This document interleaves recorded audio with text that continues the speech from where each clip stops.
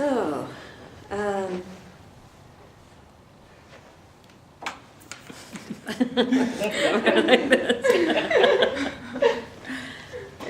great.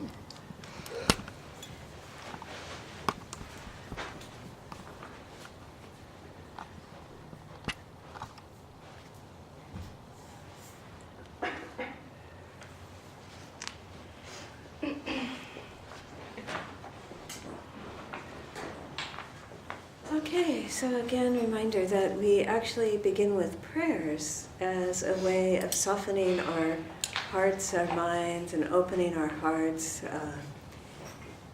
Remembering that we're actually, like, why we're here, and the higher, that higher sense of really getting out of our own way, right? I was thinking about this recently, how much we think we want something, and then often we can be our own worst saboteur. So prayers is really, in a way, making this offering for the teachings. It's requesting, it's allowing the teachings to come. It's also saying I have a sincere wish to be here, and a reminder why. And a sense of, like we talked last time, of taking refuge. That feeling of, oh, this world is suffering, there are things going on in here, and there is a way out, and I'm going for it. So, let's Sashi Puki Jukshin Meto Tram Rira Blinshin Inde Gempari Sange Shindu Mite Uwagi Dokun Namdak Shinla Shubasho Idam Guranam Mandalakam Niyatayami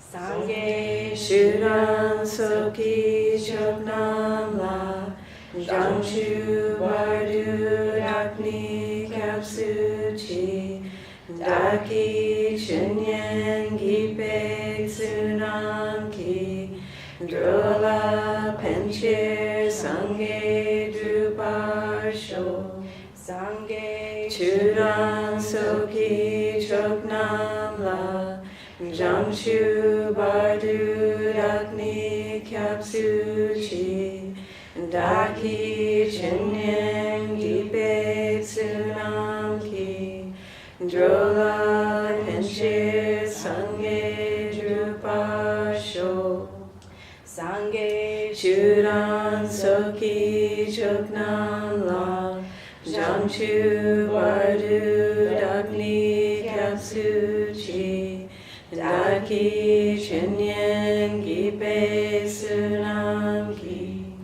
Drola Penchir Sange Drupasho.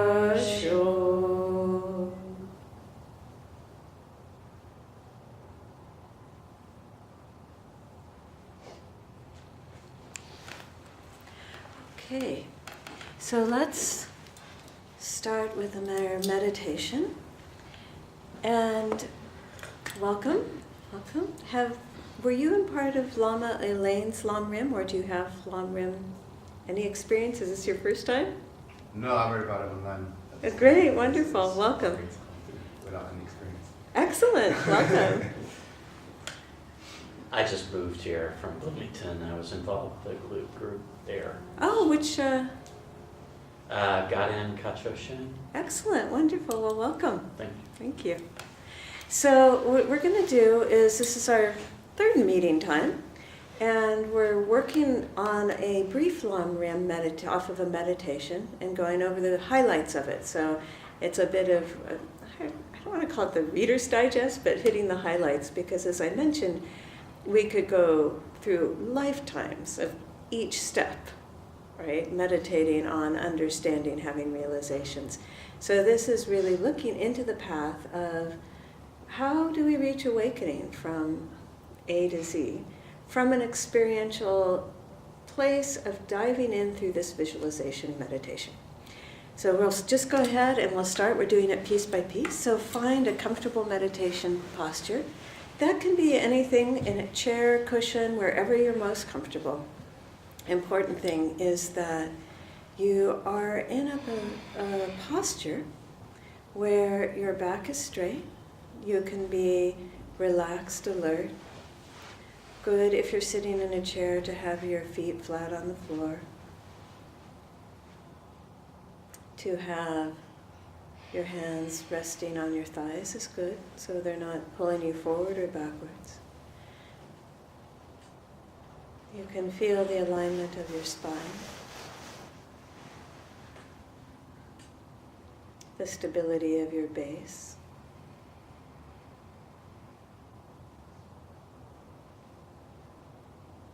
And begin to withdraw the senses from the room, letting go of the sights, sounds, and smells, and bringing awareness into the domain of the body.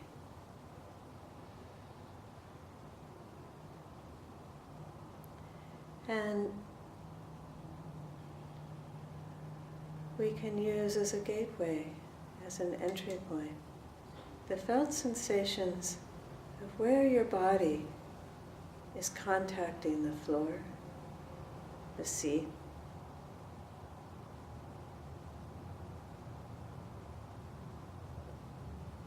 Those felt sensations can be pressure,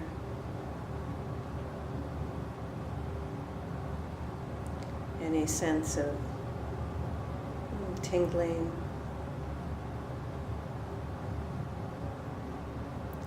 feeling of solidity,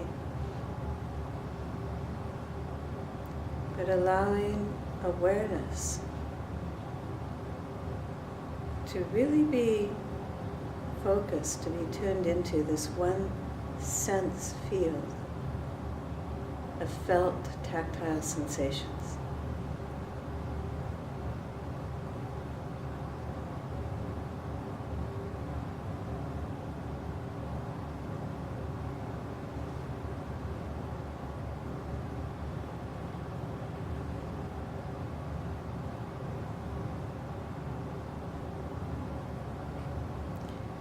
And then moving awareness to the felt sensation of breath in the body.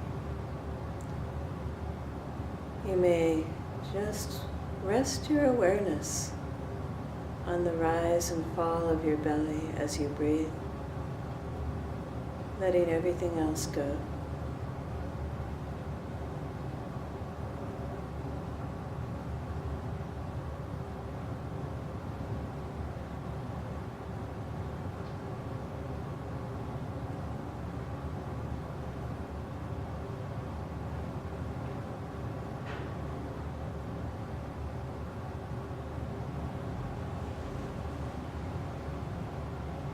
If your attention is pulled away and you find yourself shanghaied, you're thinking about something else, release that something else. Rejoice that you're present, lucid again. And return to the object of your meditation.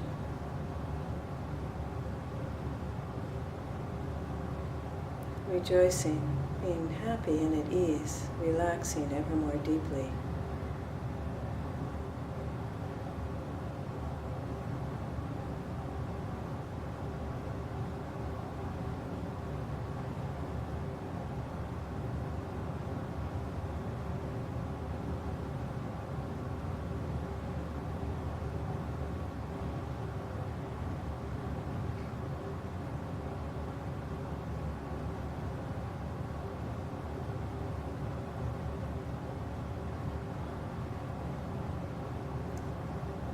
And now bring to mind an image of yourself lost in a dark forest.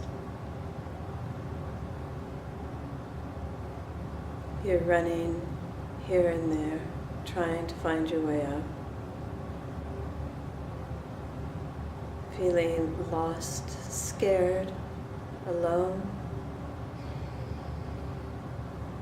panic. Desperate for help.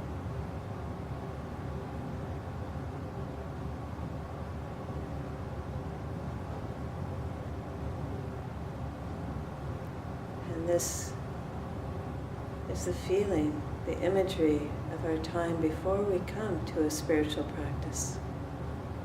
When we're so lost and alone and scared, not knowing what the meaning of our lives are.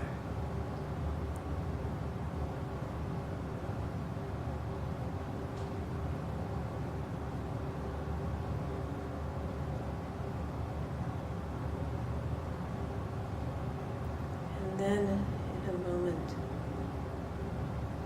suddenly, beautifully, this dim light begins to come through. One ray of light, illuminating a path. And your heart rises in hope, and you begin to walk down along the path through the trees.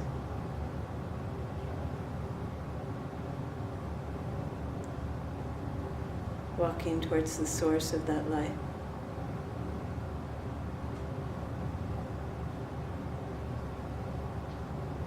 And as you come out of the dark forest, you find yourself on a shore and see across the great vast expanse of water is an island.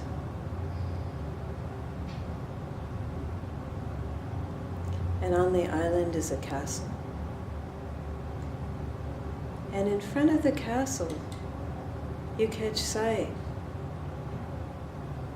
of the source of that light. It's a holy being, and you realize it's your own personal spiritual guide, your teacher, your Lama. And here you can know or visualize or see, if you have a Lama, your very own Lama there. You can visualize a historical figure who has been inspirational to you on a spiritual path, meaning Jesus or Mother Mary. Or you can even see someone who in your life has been a personal mentor and guide for you. And you see them so happy. They've been waiting for you. They're so pleased that you have come finally. And they get into a boat that begins to make its way across the expanse of water to you. And as you see them coming towards you,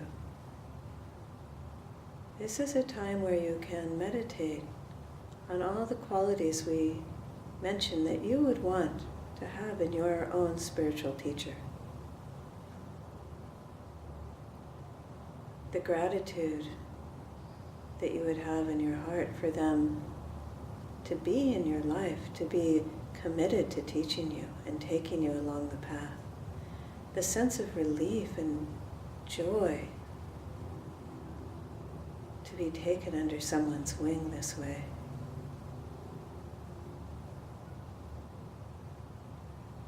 And how you yourself could be a worthy, good, open student. All the qualities of a student we talked about.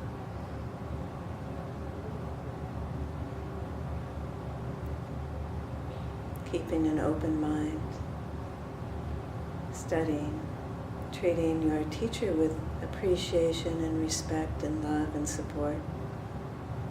And most of all, putting the teachings into practice.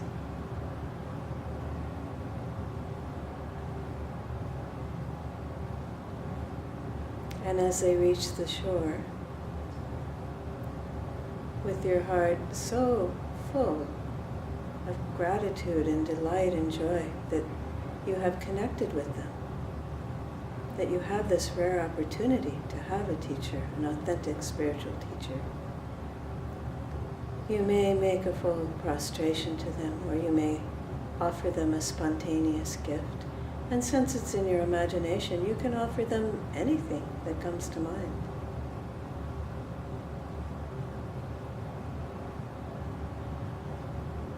and you see them happy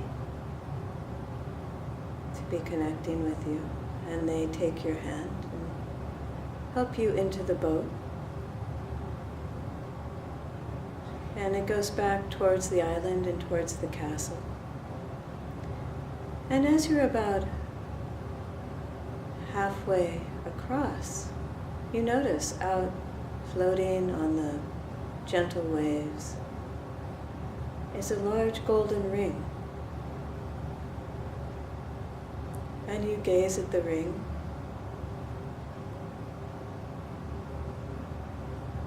and then up pops the head of a blind turtle, and that turtle's head pops up right in the center of the ring.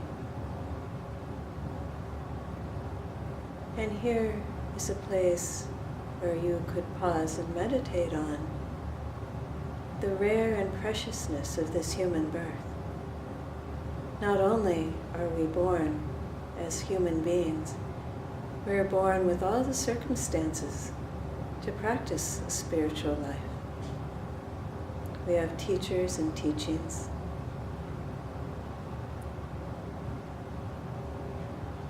We have enough health, mental and physical, both. We have enough resources to be here.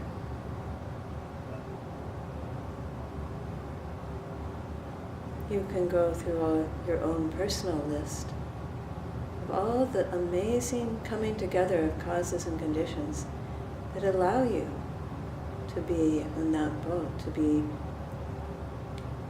able to hear and understand and put into practice these precious teachings.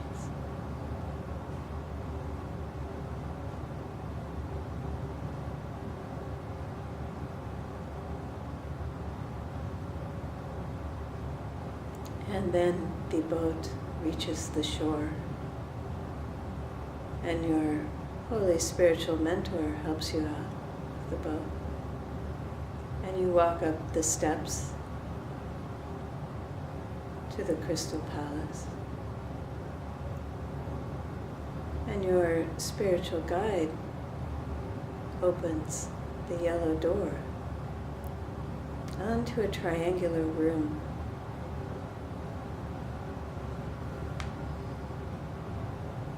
And you walk into the room. And in that room, you are at the point of it. Off to the right, you see a throne. To the left, you see, in the far left corner, you see a big fire. And right in front of you is a coffin. And your sweet spiritual guide, who is completely dedicated to showing you and helping you and supporting you and doing whatever is needed to get you each step of the path. They take your hand and walk with you to the coffin, and you look in and you see your face. And on the left side of the coffin are all these dark, squiggly, squirmy scorpions and snakes and other bitey, stingy things. And on the right is a pile of jewels.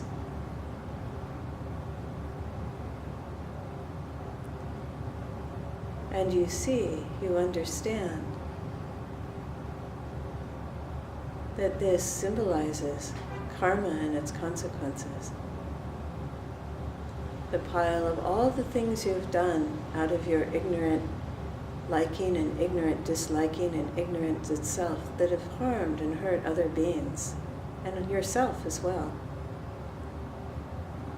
And you take that squiggly pile of dark, stingy insects and things, and you scoop it up, and with your holy being, you walk over to the left side where the fire is,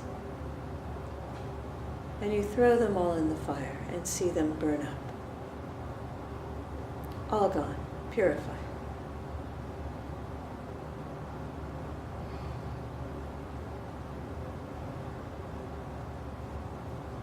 And then you walk back to the coffin.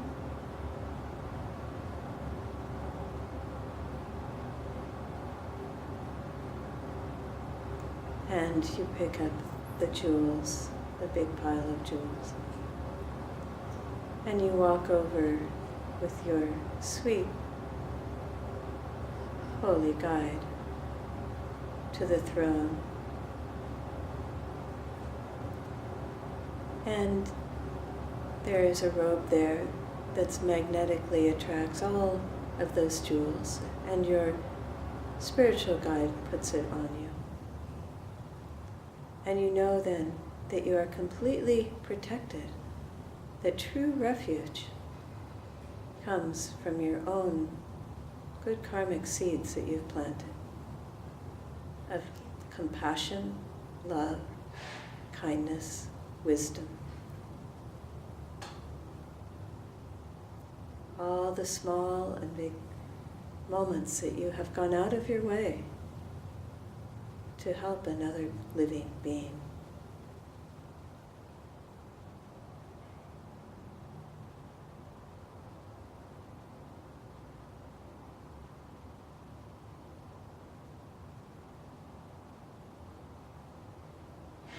And you sit there on this throne wearing the jeweled robe, feeling what it's like to have a heart that is completely at ease, content, free of the weight of having ever harmed a living being.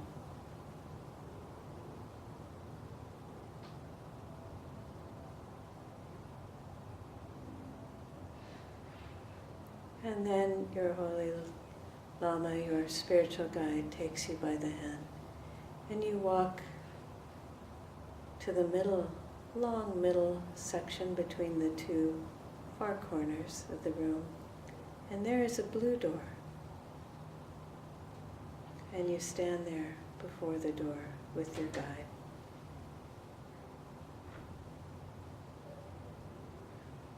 Curious about what comes next.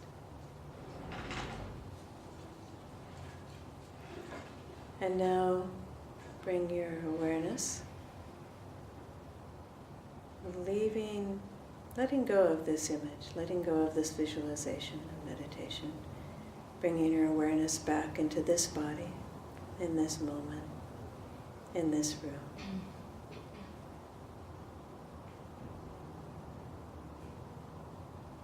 And as you're ready, you can open your eyes.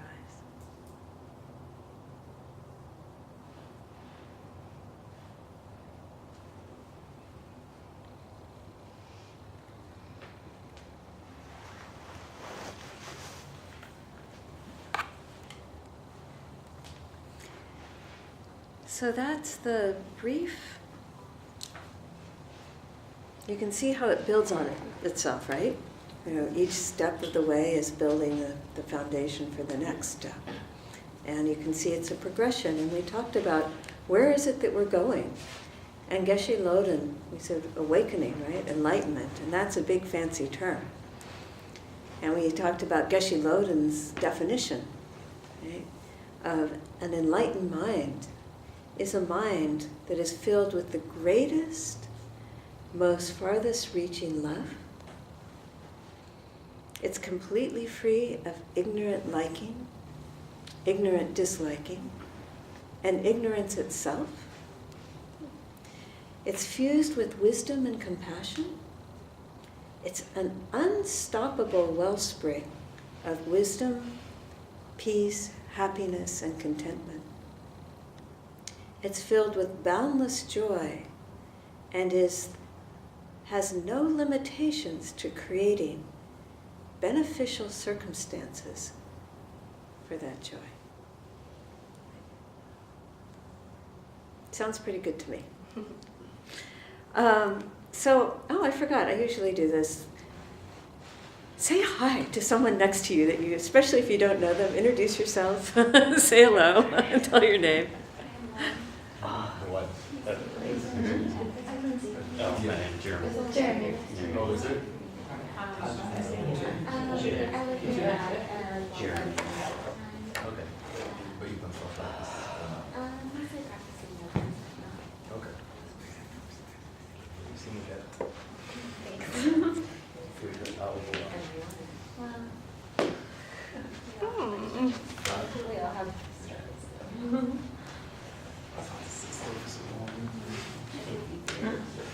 I shouldn't say that. It got easier. Okay, before I forget, Lama Elaine is going to be returning to Sacramento May 31st from 10 to 5 here for a day-long teaching and retreat on the Long Rim. And so everyone's invited. It'll be a combination of teaching, meditation, some movement or walking meditation. We'll all have lunch together and then continue on in the afternoon. And she is a longtime practitioner and from FPMT, Vajrapani, was a close student of Lama Yeshe. And she was up here teaching a couple months ago.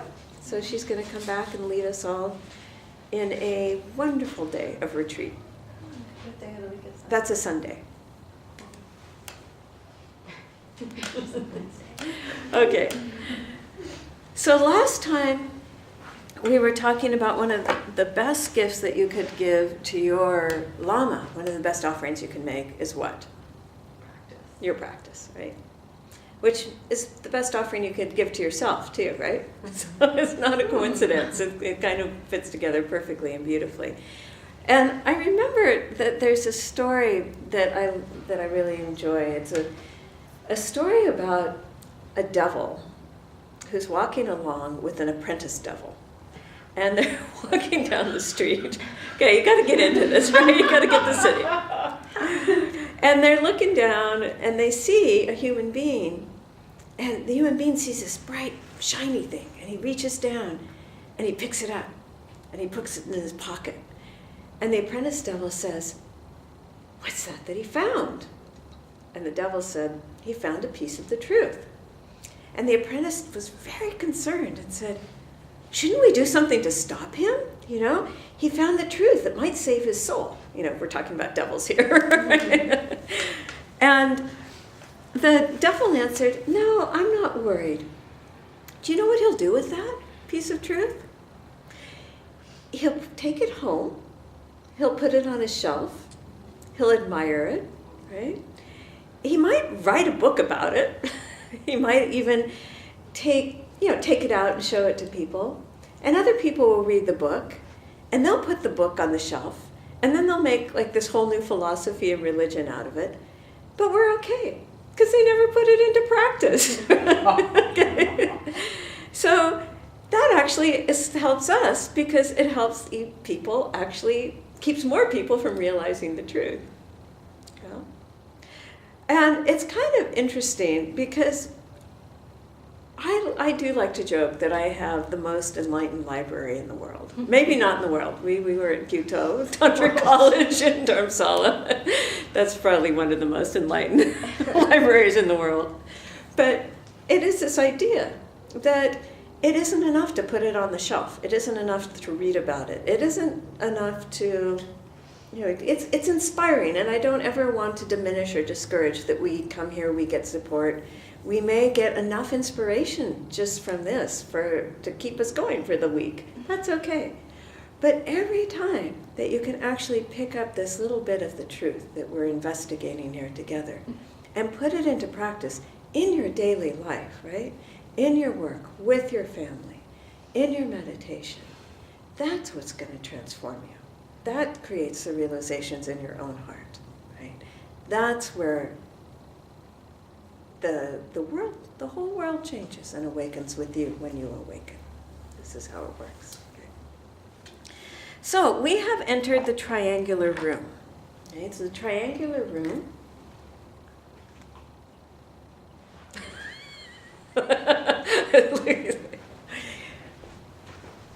Okay. So for those of you who don't know, I injured my knee about a week ago. All right, it looks like it's going to be a bit of a long-term haul, so I'm still getting used to it. Karma ripens in mysterious ways. So if you draw a triangle, actually with the apex down here, so it goes like that.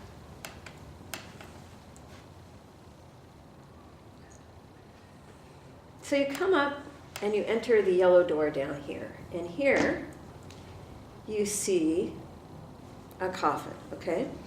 What we're doing here is we're starting into the rooms of the three scopes. The three scopes of practitioners. Now, the three scope of practitioners aren't branded. You don't come pre-branded with, I'm this scope, I'm number 1, I'm number 2, I'm number 3. And it doesn't stay the same all the time, okay? So what are the three scopes? The three scopes of practitioners. I'm going to talk at you a little bit tonight, and then we'll go into discussion. The three scopes of practitioners, I like to call the first one narrow, the next one medium, and the third widest. They're also called the small, medium, and great. Okay? So scope here refers to the motivation. Like, what's motivating you to do this spiritual practice? And we call them the steps. The scopes are shared. It's the steps on the path, right? So as you go up, you need every step. You can't just skip. Like, I watched Mark prune trees, and he's going up a very tall ladder, right? And he doesn't just suddenly go from the bottom to the top. He climbs the rungs, and he needs this lowest scope, the lowest rung, to get to the highest one. And he doesn't kick that lowest rung away when he's done with it, So the idea here is it's developmental model. It's something that we go through each stage of as we go along our spiritual path. And we never actually or drop, but we develop, incorporate it, and continue on, okay, with each scope. So the narrower scope has two different aspects to it. The first group of people, we would say, aren't ever on the spiritual path. In our visualization, they basically stay in the dark forest, but they're partying on. They have no inclination to look for a way out. And again, it's basically okay until the moment of death. Like, I remember coming back from a long-term retreat, and I was on the airplane, and I started just chatting up this guy. We were chatting, and he was just coming back. He's on my mala, and he was just coming back from a funeral.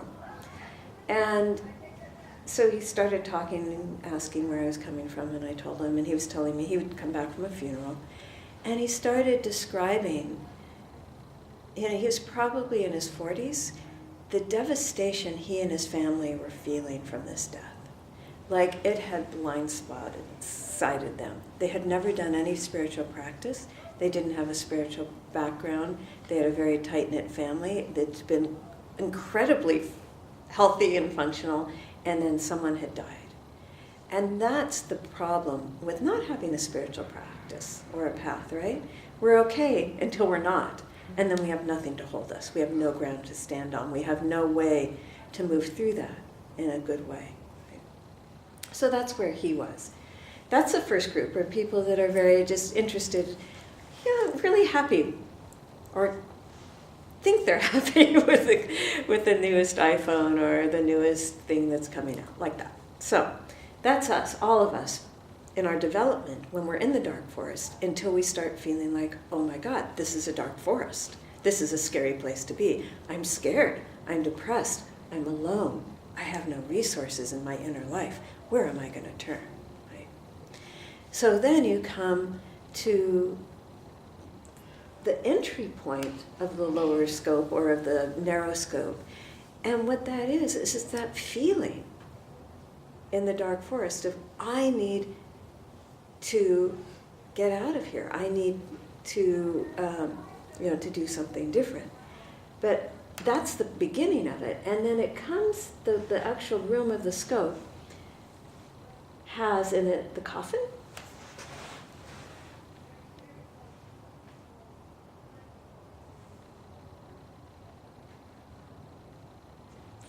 the fire,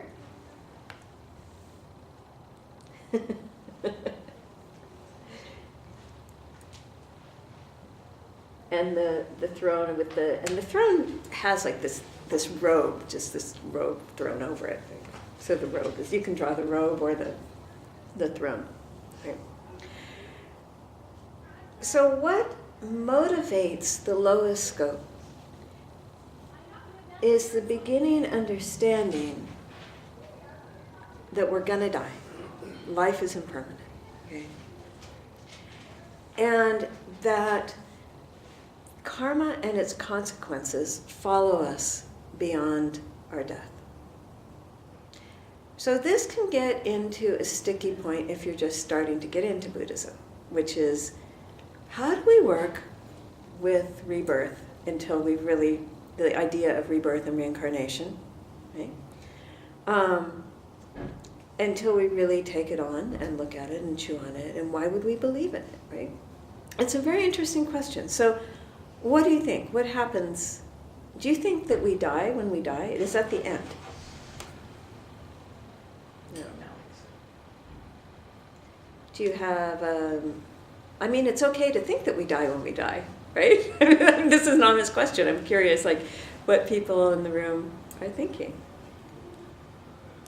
Or do you have a question about it? Do we not know? I believe that we're energy beings, and I don't believe that energy ever dies. I think it just transforms. Yeah. You know, the body transforms and goes back to the earth, and a portion of us, our spirit, our soul, whatever, moves on to experience something else. So there's a lot of, thank you. So you have that sense that something continues on. It's interesting because there's a lot of traditional proofs on future lives, past and future lives. We could, again, do a whole course on it, but I'm just going to touch lightly on it tonight. Okay? So the idea here is, well, let's start with death awareness. How many people in this room really did a death awareness meditation today? Yay! I'm still very new. It's sort of my first thing I'm meditating on. Awesome. Here it gets me plenty of. Cool. So, are you willing? Can I invite you to share how you do it, or what you do for your death meditation? I think I just try to contemplate. I think the three. What is the life is short. There's really more possibilities that we will die rather than stay alive, and that life is fragile too. I don't know. I may have forgotten that first. Yeah, those are all components of it. Those are good things. So let's go with that. So what other things could we contemplate when we contemplate death? Your life is fragile. We don't know when It's we're short. gonna die. We don't know when we're going to die. Right? That was the first. Yep. We don't know when we're going to die. I mean, I don't know about you, but I don't notice a little label at my birth, like an expiration date tattooed on anywhere. Yeah? Yeah. Like the legacy you leave on, that you leave. The legacy you leave. Yeah, like what's the legacy that you leave? Yeah.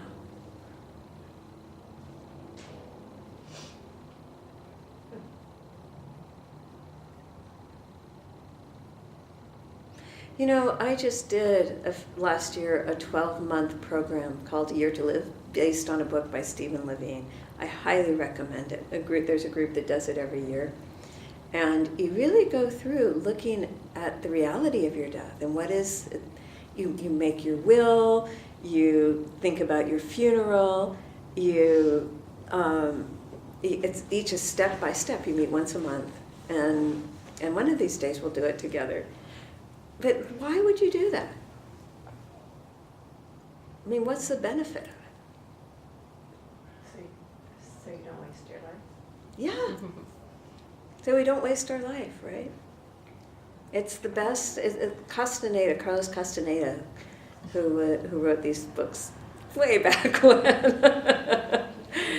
he said that if you want to have a true spiritual practice, all you have to do is put death on your shoulder. So why we would do a death awareness meditation? So that's like the how, and now I'm asking why. So we don't waste our life.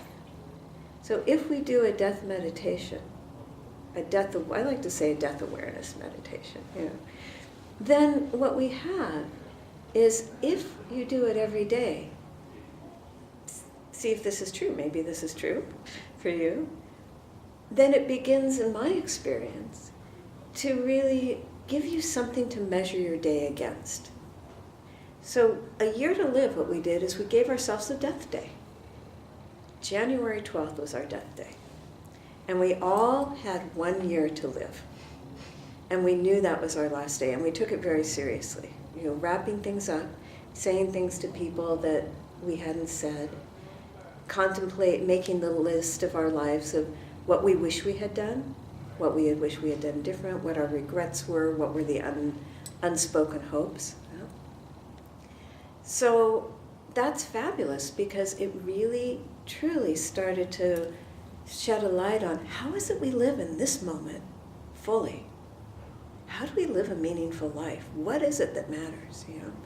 And then the small grievances, you know, the whole thing of don't sweat the small stuff, it goes into perspective. Do I really want to die on January 12th, having fought with my loved ones and not made up? If you do this very deeply, you could have a radical reshifting of your life. Because it starts to get you to, is this how I really want to spend my time? I have one precious human life in this body, this particular body, right? One, just one. I don't know when and if this opportunity is coming again. Is this what I want to be doing with my time? So it can get really powerful. I've seen people completely transform their lives just from doing a death awareness. At the very least, even if you don't decide you're going to change your job and do something radical like that, there is a preparedness, because death is certain, the time of death is unknown. Like, I didn't know I was going to injure my knee like that. It's that quickly. One moment walking fine, next moment not.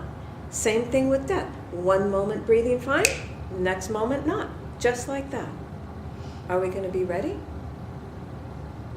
What's going to help us? Our spiritual practice. You know? Can't take any of this with us, can't take this with us, even through the process. Yeah? Our friends can hold our hands. They may not be there. You know? And I'm getting to the age where my Facebook postings are getting to be more and more about friends, you know, out of friends that I've lost touch with over the year. So-and-so has cancer, so-and-so's in the hospital. You know, it's real. So how do we want to spend our time? See, so precious human life, death meditation.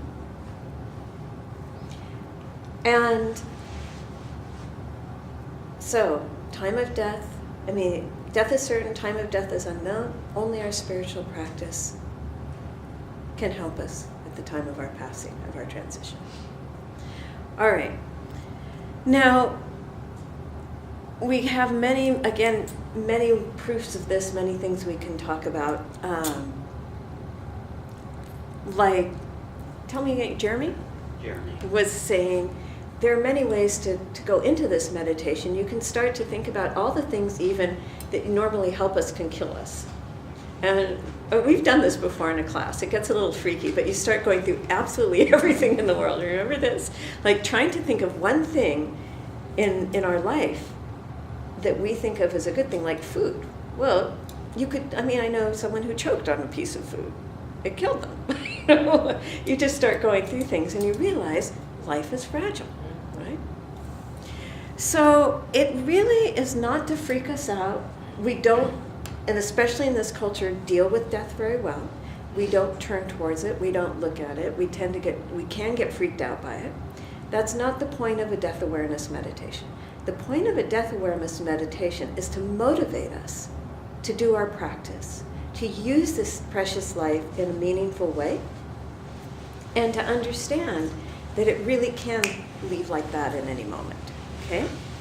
And then the other thing is that the traditional texts say that when you do a good death awareness meditation, you become naturally less and less likely to be blown about by the 8 worldly winds. Does anyone remember or know what the 8 worldly winds are? Oh, is it the happy when someone praises you? It's the, Gain and loss, gain and loss, pain and pleasure, pain and pleasure, fame and disrepute. fame and disrepute. Gain and loss. Did you say pleasure and pain?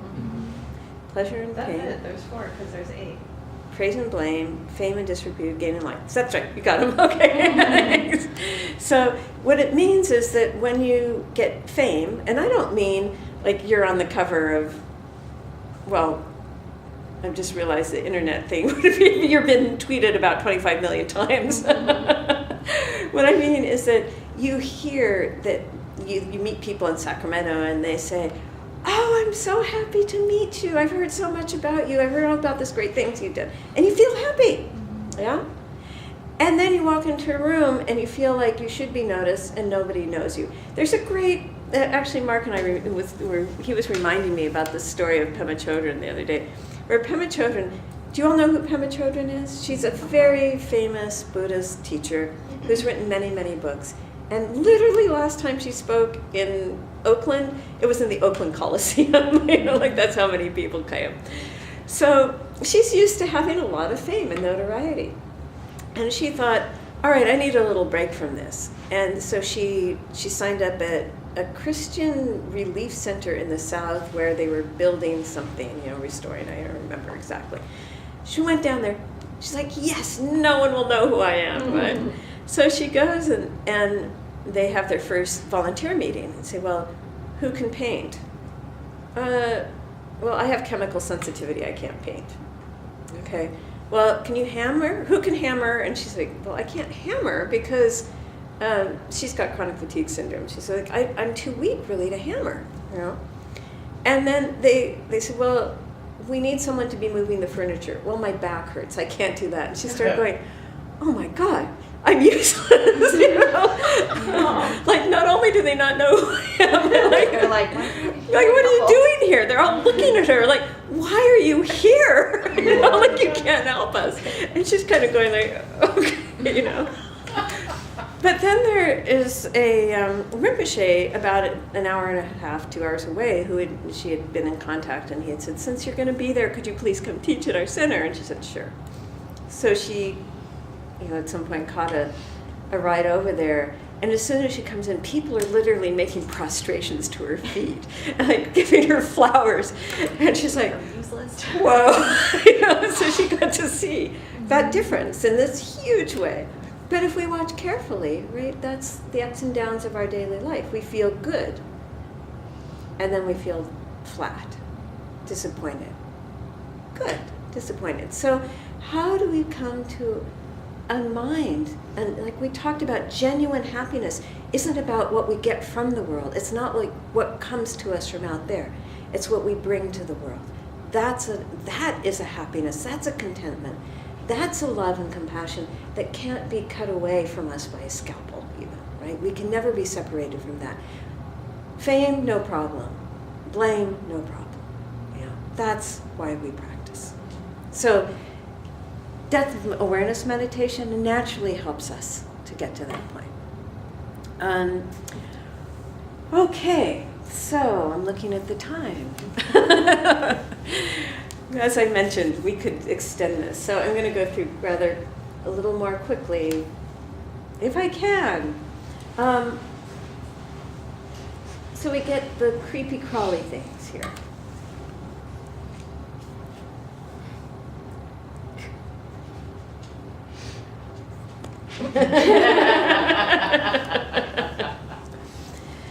Okay, and then over here we have a pile of precious jewels. So this gets us into contemplating karma. Karma is the law of cause and effect. We Westerners, so we're going to touch on it tonight. We'll go into it more over the next period of time. We'll be looking at some point at what is the relationship between what we call emptiness and karma. That's the most important thing, right? Okay.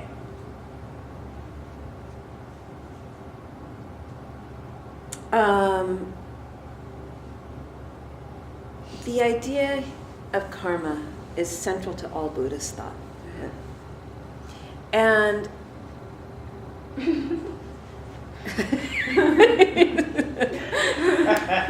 so let me do this again. So what are your understandings of karma? What are your thoughts about karma? How many of you heard the word karma? You heard that? More than your dogma ran over my karma? Or other way around. Your karma ran over my dogma. That's it. So what do you associate with karma? It's like what goes around comes around. What goes around comes around, yeah. Every single thing I like think and do and say. Everything I think, do, and say. So why would it be important? Because it has a result. Because what? It has a result. It has a result, right? It leads to something. It leads to something else, yeah. So when we say karma, what goes around comes around, we're a little sloppy in American with our language because karma we use to often mean the action and its result, and it's actually two different things, okay? There's the cause and the result. So karma, literally in the Abhidharma, if you use the Abhidharma definition in the 4th chapter, it says it is any movement of the mind and what follows, right? So how fast does our mind move? Pretty quick. If we look at like what it is that really, and that I have to say, what the definition of karma when you get into the different schools and even within schools and what the different teachings are can vary. Recently, I've really been looking into the teaching of the Buddha that I think could be helpful to us, which is it's volitional. It's not just every movement of the mind, although it is every movement of the mind, but the important part is what, on some level, we choose to do. He uses the word volition or will. Okay, just kind of gives us a good starting point.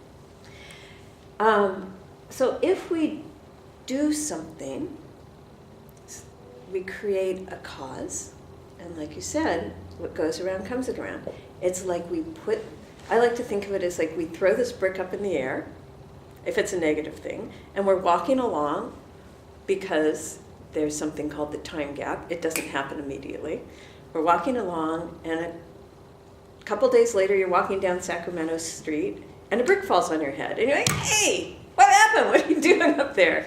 And you completely have forgotten that you threw that brick up in the air and that it's going to come down. Right? So what that means is if you do something to harm somebody else, right? Like you physically, emotionally, spiritually, mentally harm someone else, then you are creating a cause for yourself to be harmed in a similar way.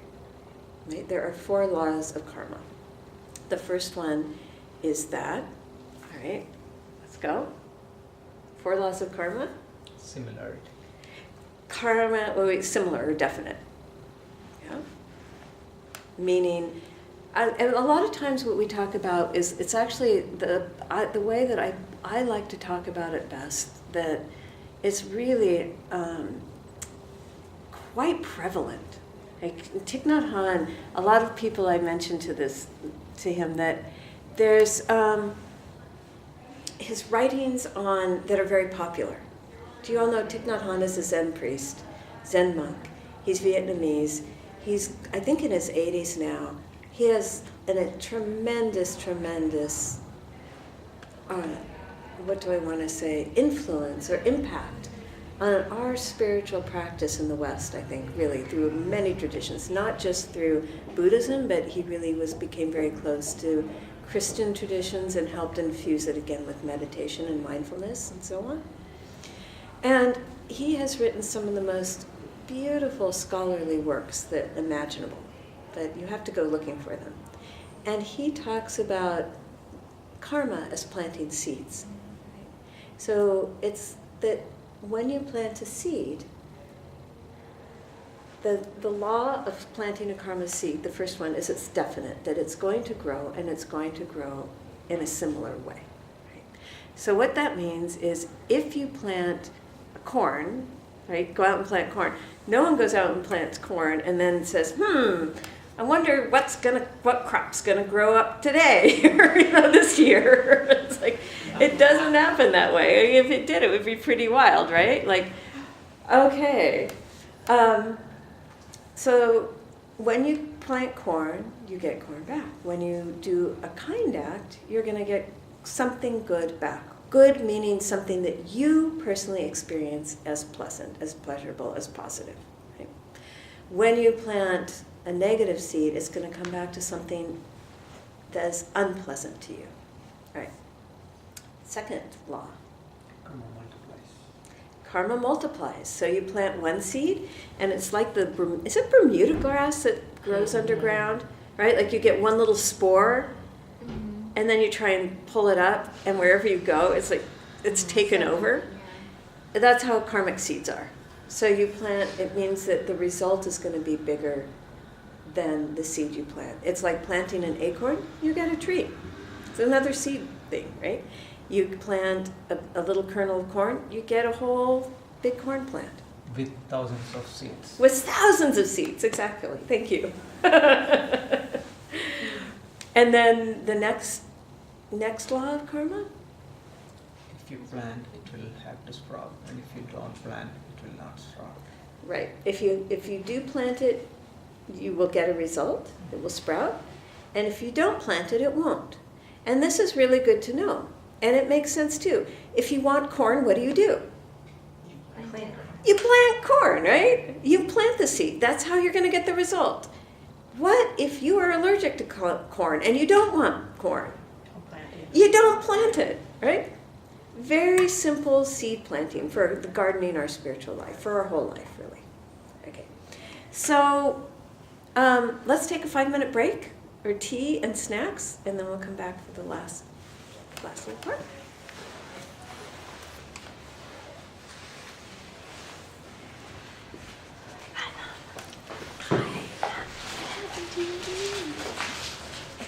Torah ligament.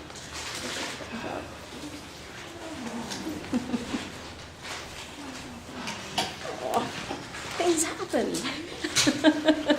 Now you're sitting in a chair. Now I'm sitting in a chair.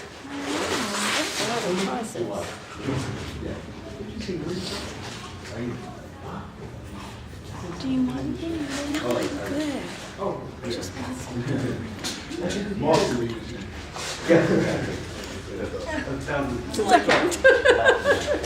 Is your chair bound?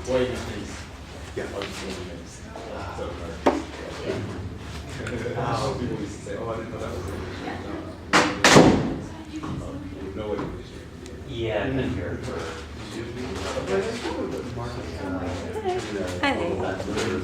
I think it's still going. It is. Whatever, I don't care. Can we have? I don't know. I figured I'll pause it. Oh, Yeah. I can pause it. Okay.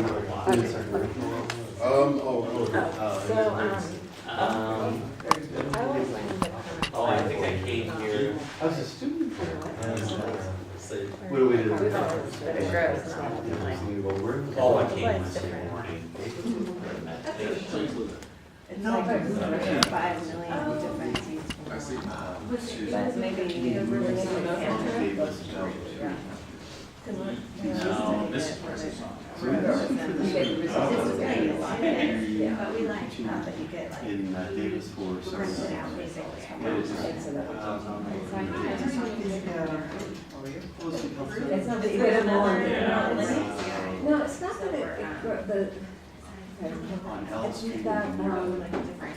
Or Fifth Street Yeah. near L. Well, the lady with the, I think it's Means- they have a big yoga room. I was a yoga studio. No, it's actually. That's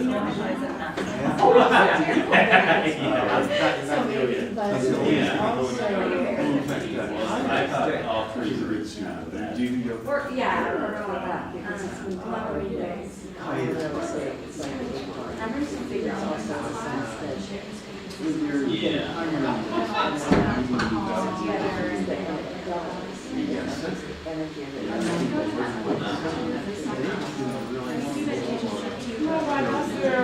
Solid students.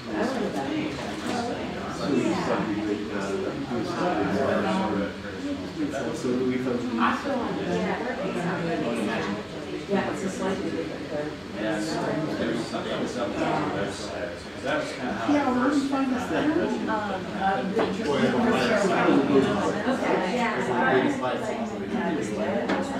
You know, it's good, but. It was a date for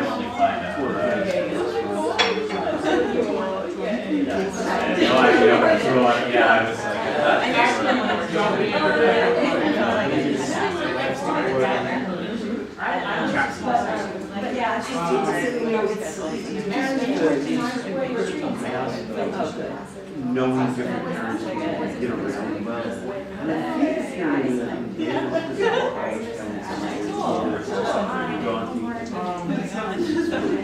and I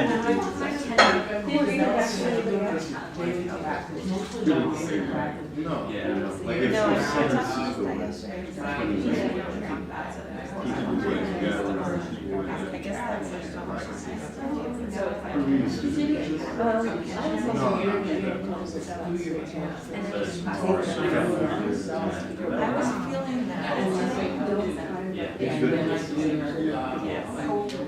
I was feeling that. How old am I? I didn't realize this is my son's. Since I moved, I really wanted something that I could work from home. I need something, perfect. Yeah. Because I've kind of gone over there, so I didn't. Really? Yeah, Wow, this is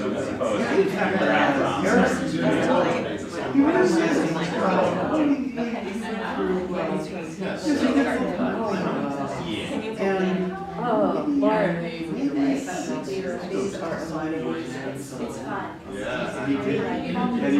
Sounds like such a real process, right? Yeah. Have you? Yeah. It just does. Okay.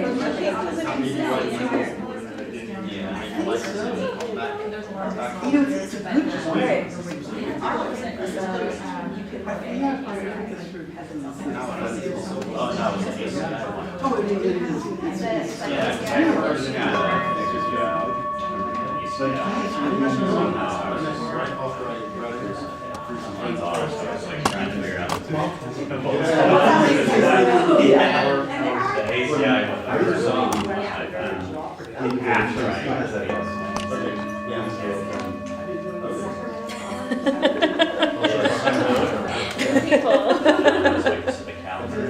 You couldn't see this one, yes. And it makes this on, well, We're making it. We know. There's something there. We know what it is. Oh, yeah. I know. Yeah, because I have like all the viruses. Oh, did you work at?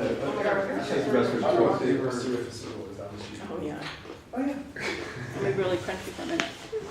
All right, so reminder of where we are. We're going to be going through the rooms in the palace. Right? So we're in the first room, which is the narrow scope. The narrow scope, the motivation for spiritual practice is wanting to, basically wanting to become free of suffering in this lifetime, and to avoid a future negative rebirth. Right? It's the fear of being born in what we call a lower realm. And often we can think about what that means. There's a whole description, again, of the different realms that we could be born into. But I think it also can be helpful just to think about even in this lifetime. Right? You're coasting along in this good life, and then maybe one of the countries decides to go to war with us, and all of a sudden there are bombs falling around us, and we're in the hell realms. So if you're someone who doesn't have the context for rebirth, which is really the reincarnation, rebirth, the continuation of consciousness, again, which we could spend a long time talking about, and we will as we go on, then you can also just think about, even in this life, we go through ups and downs that we could talk about, the hell realms, the hungry ghost realms, which is where we're never satisfied, right? That could be our whole culture. We always want more and more and more, and so on. So with the understanding that karma creates the seeds that we plant, flower or ripen in different ways. And one of the ways they ripen is into our future lifetimes, okay? And another way is into our future environment, the world and our people in it. So the motivation here is to work with karma and its results in a way that I am not going to feel the suffering of the negative karmic seeds. And I am going to feel more of the pleasure of the positive. I'm going to continue to be reborn as a human being who has resources, that isn't terrified like the animals, that isn't obvious suffering all the time like the hell realms beings. And so I'm going to do good with the motivation of getting good rebirths and good results, and I'm going to do negative with the intention of avoiding the pain for myself. Okay, does that make sense? So then we said, and Heather asked a good question, which is usually I talk about you plant one seed and it grows. It doesn't multiply, it grows. And so I'm going to go back and check, because there are teachings where they also talk about the seeds multiplying, but I want to check my sources on that. So I'm very clear on that. You say the energy of the karmic seed doubles and doubles and doubles, and so you get that from the acorn comes the tree. So the result is bigger than the seed you planted. Okay. So we said one of the laws of karma is that the similar, right? It's also a little confusing because it's often translated as definite. But then another, and then it grows. And then if you plant the seed, it must ripen. But there's a little caveat there, which is it ripens unless you do purification, right? And there are particular purification ways that we can work with it, like what does it mean to purify? It's a big thing, but we can purify by basically, again, taking refuge, which is remembering our objects of refuge that we talked about, the Buddha, Dharma, Sangha. But it could also be as simple as, I don't want to be the type of person that harms other people and plants negative seeds. That's a way of taking refuge. Then the second would be regret, and we call this the intelligent regret of a Buddhist. So you realize, oh my gosh, I just cut this person off in traffic really angrily. You know, not that I would ever do that, but you know, that was a negative seed. What am I going to do? I'm going to do these 4 powers. That's what the fire is, okay? And also we actually have ceremonies that are fire pujas, but this represents the 4 powers. So the first one is refuge. The second one is intelligent regret. It's like the regret where I just realized I kicked that wheel into motion, right? What comes around. This is going to come back to me, only bigger. And then the third is restraint. I am not going to do that again. You know, I'm not, at least for as long as I can, which is today. So on this trip today, because you don't want to make a promise to yourself to do it longer than you can hold, I'm not going to cut anyone off in traffic. Right? Okay, that's one good, that's the other power. And then the last is repair. What can I do that's the opposite energy of that seed? What's a good seed I could plant? Oh, I can keep moving back in traffic and letting people in front of me. It's a totally different way of driving, right? No? How does that? Okay, you please come in, you know? So that could be my repair. And then the 5th one that we unofficially talk about is rejoicing. Well, be happy that you did this practice, right? So they say by doing these 4 things, you can burn up these negative karmic seeds here. You can put them here, and they're not going to ripen into future suffering. For who? From you, right? For yourself. Right? And then the jewels, right? These are all the positive karmic seeds that are going to come back. And we talk about that being true refuge, true protection. Because what were we trying to get refuge from? Our ignorance, our suffering, our pain, right? So when we plant the correct seeds, we will be planting the seeds for wisdom, for understanding, for contentment. We will be planting the seeds for our experiencing positive things in our life, for a positive rebirth. Because if the Buddha could protect us from negative rebirths, from the loss of a loved one, from harming my knee, would my knee be injured right now? Because we say a Buddha or another enlightened being, they have ultimate compassion and ultimate love. So if they could do that, protect me from that, they would. So what they do is they protect us by teaching us how to plant the positive seeds and how to avoid planting the negative seeds. And then that is our true refuge. Right? That's the refuge in the Dharma and the realizations in our own heart. Okay, so that was a lot of information tonight, yeah? Going over. And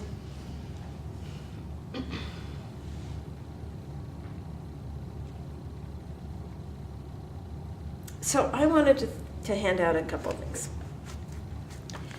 Comments, questions, thoughts? Yeah. For the negative karma, if you did something in the past that hurt somebody Mm-hmm. and it's still hurting them today, does Mhm. all that purification, because I think about stuff that I did when, you're more ignorant, and then I wonder if it still causes people pain. Mm-hmm. So does that continue to plant the bad seed every time they feel that pain that I caused? Actually, if you feel the pain of it with the regret and the sorrow and the compassion for them, that actually helps diffuse the seed, Okay. because you're feeling the regret, right? To go through the 4 steps really is what clears you from that feeling. Okay. And repair, when we've hurt someone else, we have to do very wisely. Mhm. Sometimes people don't want to hear from us again. Yeah. So we have to think about how can we repair, and sometimes it's just writing a letter we never sent. That's a way of repair, trying to help someone else in a similar situation.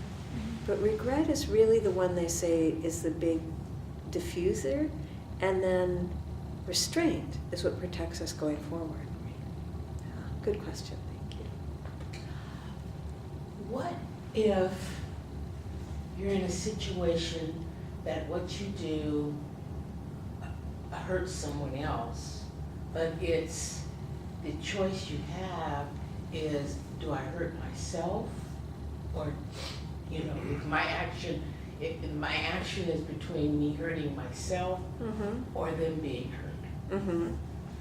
It's a very complex question because Yeah. there's a lot of layers to it, and it's very, I would say, situationally specific. But you're not supposed to be hurting yourself either, right? Right. So what do you mean by hurting? Like, so if you're saying, I can't do this because this hurts me, Mm-hmm. and you're saying, I can't hurt myself for your sake, and they feel rejected, Exactly. that's not harming them. That's them feeling rejected, Oh, okay. see? Okay. But you also have to do it with love for them. See, when we go in deeper into planting karmic seeds and working with karma, your intention, your state of mind, how you're thinking about that person, all plays into what seed you're actually planting. As a matter of fact, they say there is a lot in the Buddha taught that is they say it's difficult to understand, it's hidden. I think you've heard this and you say this before, I can't remember if I said this, and then there's a deeply hidden, what's Shintakokir in Tibetan, very deeply hidden. They say only a fully enlightened being can understand the workings of those things that are Shintakokir, very deeply hidden. And karma is one of them. But we get enough instruction, we can work with it. And this is one. I need to protect myself here, but I don't do it with any ill will for you. You know, I do it with love, with compassion, can be firmly helpful to them too. It may be what they need. I don't know. But it's a very different thing than if you do it with some wanting to get back at them, anger, hatred, violence in your heart. Like that. And then sometimes, yeah, is that helpful? Yes. Okay, I'll Very. stop there. Just thinking about the meditation when you're in this step, can you use it like a mental purification? So you're thinking about, you know, like the bad seeds that you planted or all that kind of stuff, and then the fire's there and you're throwing it in the fire. It's like part of being in that room. And then Yeah, so the way that's a very good question. So to slow it down, the way the meditation works, again, I want to say each step of the long rim, you could stay how long, and do each meditation for a long time. Again, this is the overview meditation of the long rim, so that as you get meditations, you know where they fit. And also you can decide, or you and a teacher can decide, all right, I need to be hanging out here with the coffin for a while. Yeah? But you know where it's going, you know it forward and backward, you have the overview, you have the map. So when you come into this, this is your point where you would look in the coffin, see yourself. This is where you do the whole death meditation, awareness meditation, right? It has various components to it, but the main things are death is certain, the time of death is unknown. Only Dharma. What's that? Only Only Dharma. Dharma can help you. I feel like I'm missing one. Death is certain, death is unknown, and only Dharma can help you when you die. I keep thinking there's 4, but there are 3. And only your spiritual practice. And then to go through the different things that we talked about, like how life is short, what do I want to accomplish, to use it in that way, to really stay with the death meditation. Now, like I mentioned before, I'm not giving you outlines, which there actually are outlines for each one of these, of course. But this is where I'm talking about wanting for this course, for this to be experiential. Like you said there, see what comes up for you, journal about it. What are the images? What are the feelings? How, and I'm going to give you some homework questions for that now. And then thinking about karma, like how do I think about karma? Do I buy into reincarnation? I mean, drop the party line. What do I really think? What's my inner debate? Do I believe in it? Do I not believe in it? Why don't I? Why would I? Would it be helpful to believe in it? I mean, have that inner debate with yourself. That's a good thing. And then to dwell there on your negative karma. It could be just one thing you did in the last 24 hours that you would like to clean up, and you see yourself do the 4 powers. You walk over and you throw it there, okay? You throw the whole thing there, but you're concentrating on that. Or it can just be, I regret all of these seeds that I have ever planted in my past lives. That's actually powerful. That's helpful. Then here, I forgot to mention that it's a great story when my teacher's teacher, when he came from Tibet and he saw a Catholic, what do you call those? Confessional, thank you. And he said, like, what's this for? He said, we go in and we confess all the bad things. And he goes, good, very good, very good. And then he's asking the priest, where's the other one? And the priest is going, other what? He says, the other room. What other room? The one where you go in and you tell them all the good things you've done, rejoice at all. Because the rejoicing actually strengthens the positive. It's like putting fertilizer on those seeds. So as you're doing this, you're actually taking joy, you're remembering and appreciating the goodness you've done in the world, the happiness you've brought to others, okay? And so those would be the 3 main meditations that you would do there. Along with this, again, is in Jason Kappa's outline, also comes refuge and renunciation in the formal way. We talked about renunciation, which means definite emerging, giving up what's getting in your way of being on the spiritual path, and refuge, going for shelter. So renunciation and refuge come in here in a very formal way as a meditation as well. And putting that robe on is your ultimate refuge. And then again, you feel gratitude for your spiritual guide because they're the one who explained this to you. Because you wouldn't have figured it out without them, right? So we bow down to them in our hearts. That just means having appreciation and love and gratitude. Huh? Okay? So you can spend a lot of time in that room. All right. One thing I'm going to hand out, we don't have time to really talk about, but this is a way of working with karma that it's pretty self-explanatory. The Buddha taught that there are 10 things that we tend to do, all human beings tend to do most often through the day. And if we look at them, we can see that it may be true.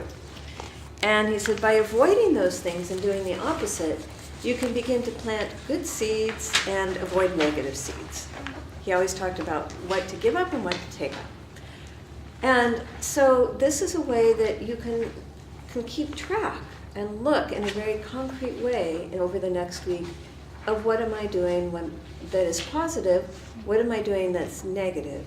So the first one is when you can actually keep a book like this. And I put down this as a 3 times a day book for this week. So 3 times a day, like morning, noon, and night.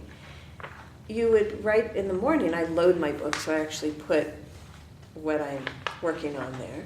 And then the first one, what did I do to protect life? I'll share this one with you because it's pretty benign. I didn't drive in spite of wanting to today because I can't step on the brake. So I was like trying to convince myself I really could. I could like put my hand here and go like this and then the brake, would go down. Okay, no, that's not protecting life. I'm going to protect life. I'm not going to drive.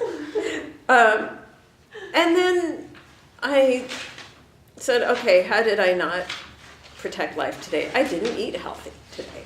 So what am I going to do about it? Tomorrow I am going to eat very healthy for my body. That's protecting life. That's protecting my life. Okay? And so that's kind of concentric circles. It's because I thought I really hadn't done anything that had harmed another living being. Like it's kind of easy when you're staying home, like I'm not stepping on bugs, I'm not driving and slathering them, I'm not killing anything, so it's like, okay, you keep going, well, what can I find that I could do better at protecting life? Oh, I could keep myself healthier. That's protecting life. All right? So I invite you to try that. And then here are other homework things. Again, this is to help make it experiential. It's a suggestion. Work with the images, the things that come up. Journal as you're inspired to. And see if it can help you to begin to enter into this visualization.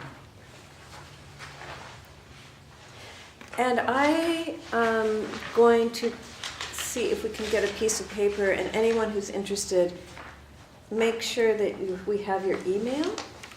And then I'm going to try to put up all the classes in some way so that you'll have the meditations and can listen to them and go back if you would like. And then we'll send those out.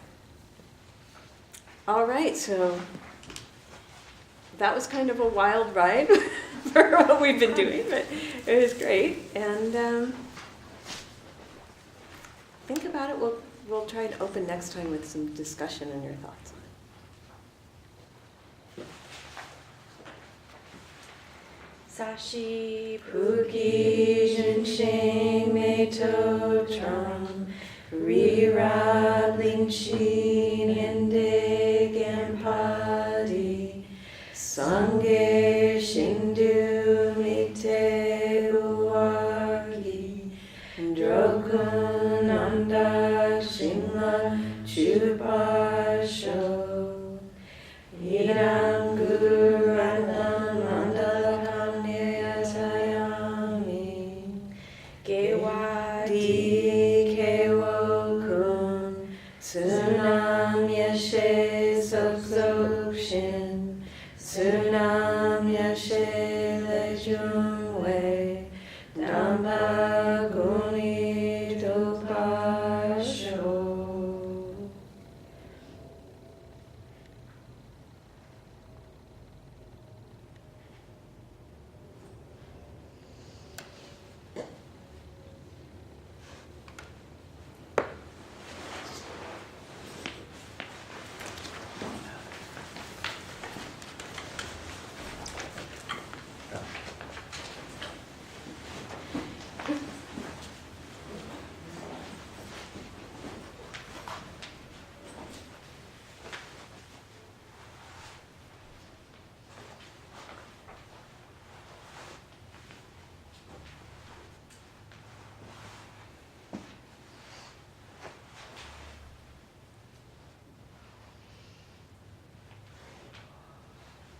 Thank you. Thank you. Oh, Heather was supposed to make an announcement. Oh, We have